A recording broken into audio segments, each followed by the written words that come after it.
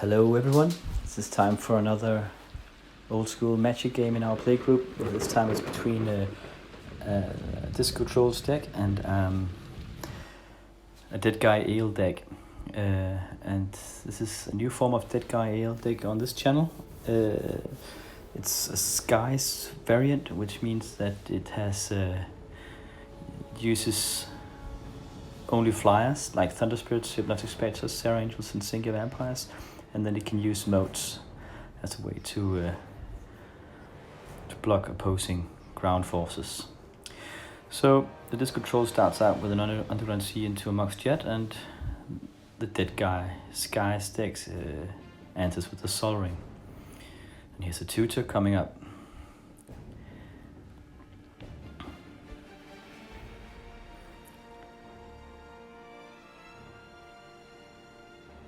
It seems like the Disco Trolls deck, it looked like a Mind Twist. There's always, I guess, these two kinds of cards when you play blue and black. When you don't have anything situational to sideboard for, it says Recall or Mind Twist is probably the most effective card just to pick right there.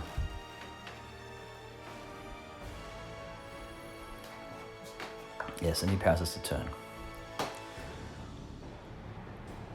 So at this point, the Deadguy Ale deck probably needs to get something done here, but he can't. So this is probably be a Mind Twist this turn then.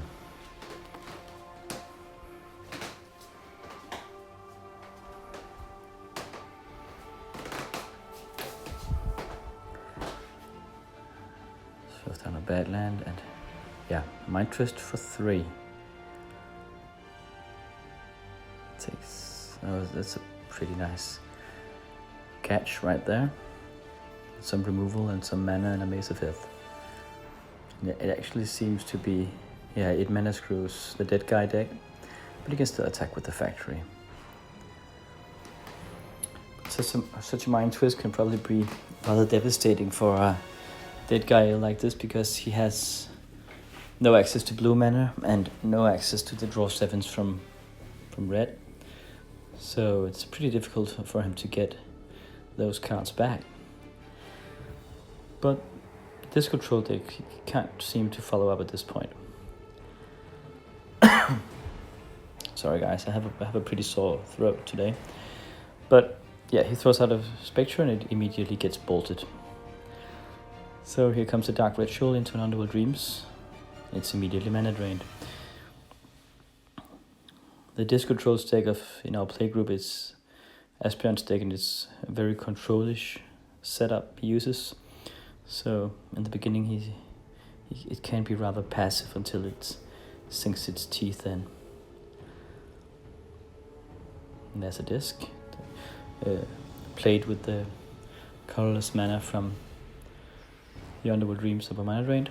And here's another Spectre and another Bolt. A Factory. So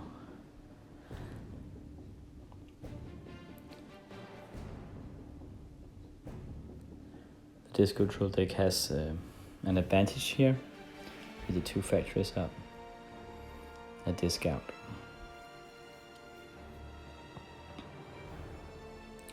He attacks with both. This really signals that there's probably a bolt or something in hand to destroy the Deadguy Factory if he chooses to block.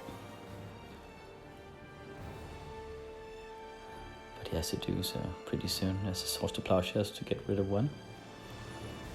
And the Deadguy Ale player is pretty reluctant to block the Factory, even though he can kill it. Most likely because he doesn't feel like he has enough mana. Here comes a Hypnotic Spectre. I think that's his 3rd one. And it gets Sonic Blasted, so that was a pretty expensive way to get rid of it. But so far the Disco Trolls deck have had its answers every time. But it also has a considerable card advantage at this point with the Mind Twist and Ancestral Recall. So about a 5 or 6 card advantage at this point.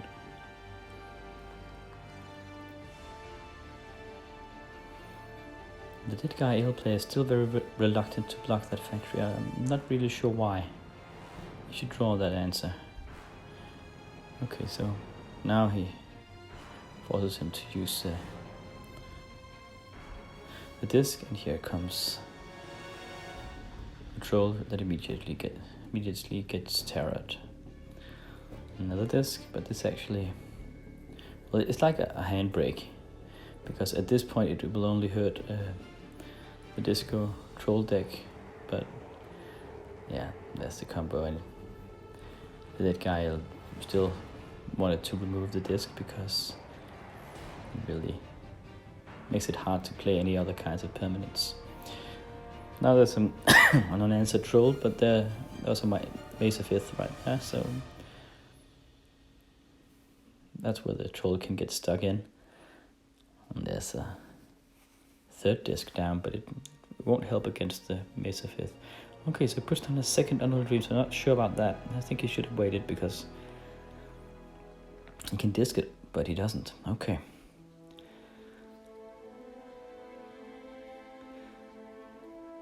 At this moment, there's a rather big clock on the Disco Troll player with those 2 Unholy Dreams.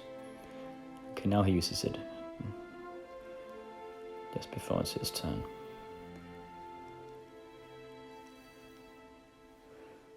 Now there's this Thunder Spirit. That mace is really helping the Deadguy player. There's a counter spell on the Thunder Spirit, and now he stress mines the Mace of Fifth. So this is not it's not good for the Deadguy deck. As a disenchant, that's it. So that's 1-0 to the Disco Troll deck. Round 2 coming up. This is a best of 3. And these guys, they haven't used their sideboards because they haven't finished making them yet. Okay, turn 1 Hypnotic Spectra from the Deadguy Ale deck. It's a very strong start. It's a very risky play when your opponent has lightning bolts. Yeah, so now the Deadguy Ale deck is at a card disadvantage at this point.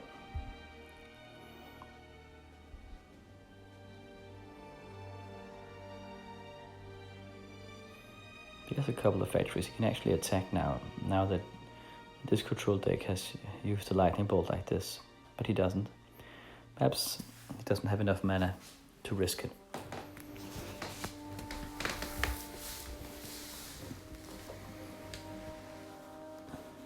Okay.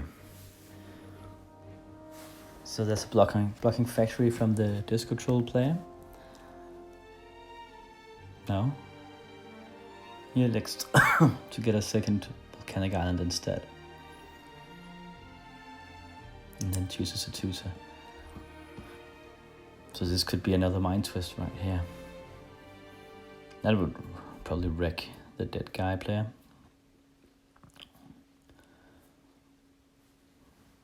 Could be an ancestral recall.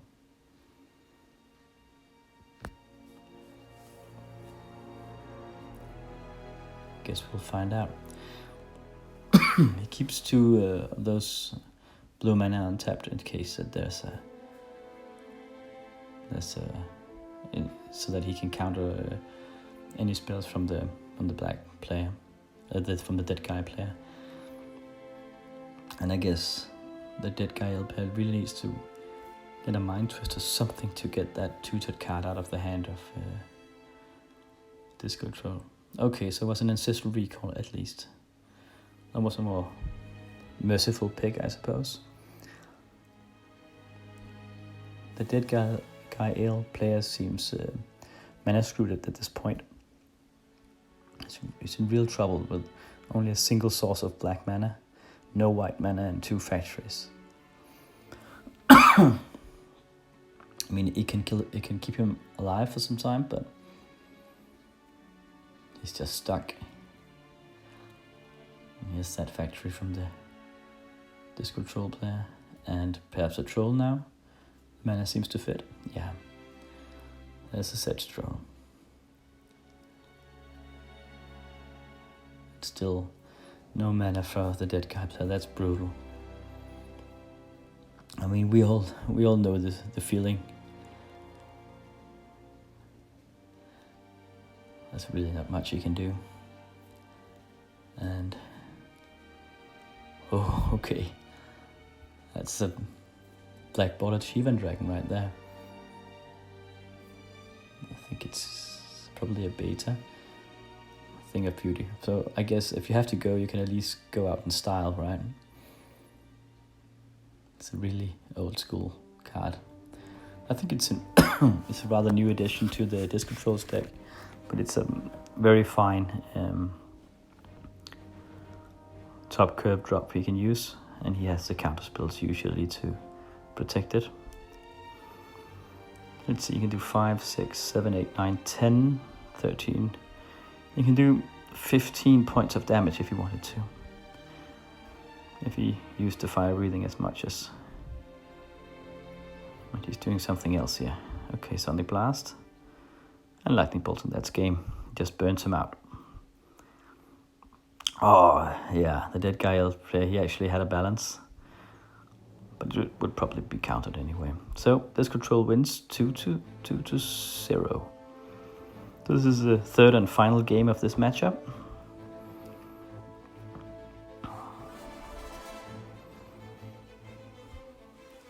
Let's hope that the Deadguy, or that both players actually get their mana this time, because it's really hard to play Magic without it. Okay, there's a turn 1 Library of Alexandria, but it gets immediately removed with the Strip Mine. And the Deadguy player has a Sun Ring out, so that's always nice. Bit of tempo there.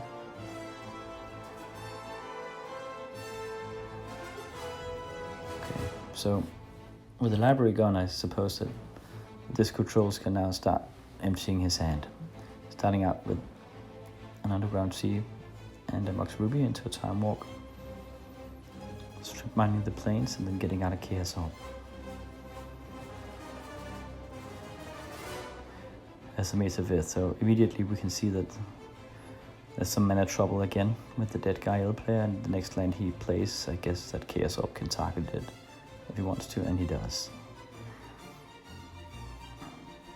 Now there's a couple of factories, but so as it has Summoning Sickness, they can't attack both this turn, and the Mace keeps the Deadguy player safe for now. But it's only for a short while. Here comes the factories. And he maces one and pumps the other. So that's 3 points of damage instead of 4, I guess. There's a tutor. Wonder what to take here. Only has that one swamp. Would a Mind Twist be? Maybe a Plains. Scrubland. I don't know. Don't know what can help him here. It would have been best if he could have played it that turn, because now there's 2 blue mana sources from untapped from the Disc Controls deck, and we know he packs so many counter spells, and I know he also plays with Power Sinks and the Mana Drain. So everything but a Strip Mine he can protect himself against, and the Strip Mine is already used.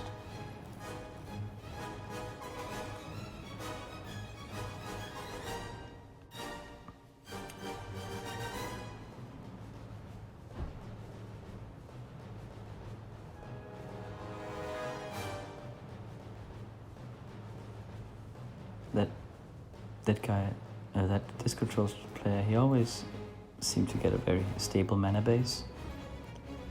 It's very rare that I see him have mana trouble. So I guess he plays with a lot of mana sources, I think about 27. Yeah, the same amount I use, but my mana base doesn't seem as secure as this one. As his. but perhaps he... Oh, there's a power sink. Okay. So I don't know if the Deadguy LD tutored for that sinkhole. I hope not. But at least he has his 2 black mana sources now, so he can get some get some stuff out, like Spectres.